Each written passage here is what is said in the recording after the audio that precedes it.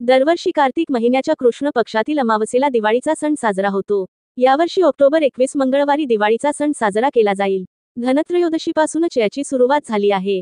दिवाळीच्या दिवशी भगवान गणेश आणि माता लक्ष्मीची पूजा करणे खूप महत्त्वाचे आहे।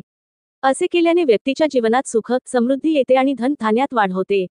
पण दिवाळी पूजेच्या वेळी काही विशेष गोष्टी लक्षात ठेवल्या पाहिजेत, नाहीतर तुमची पूजा अपूर्ण राहू शकते। चला तर मग दिवाळी पूजेचे नियम सविस्तरपणे जाणून घेऊया। पूजेचा शुभ मुहूर्त। लक्ष्मी पूजनासाठी सर्वात शुभ वेळ प्रदोष काळ, सूर्यास्तानंतरचा काळ आणि वृषभ काल, स्थिर लक्ष्मीचा काळ मानला जातो। ऑक्टोबर 21 मंगळवार रोजी सायंकाळी 5:32 वाजल्यापासून ते रात्री 8:16 वाजेपर्यंत वेळेत स्थानिक पंचांगानुसार थोडा बदल असू शकतो। हा पूजेसाठी उत्तम शुभ मुहूर्त आहे। याच काळात विधिवत पूजा केल्यास लक्ष्मीची स्थिर कृपा प्राप्त होते। कोणत्या दिशेला पूजा मांडावी? दिवाळीच्या दिवशी पूजा करताना दिशेचे विशेष भान ठेवावे।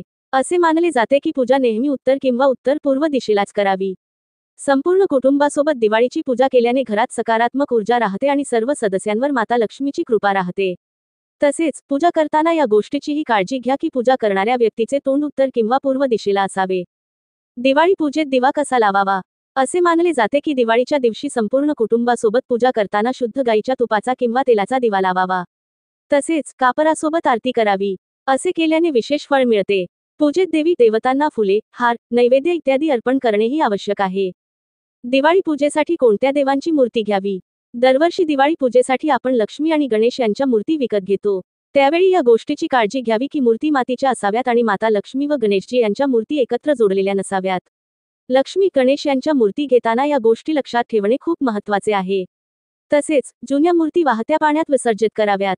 दोन्ही मूर्ती वेगवेगळ्या घेऊन त्यांची चौरंगावर मांडणी करून विधिवत पूजा करावी। देवी लक्ष्मीची मूर्ती कशी असावी?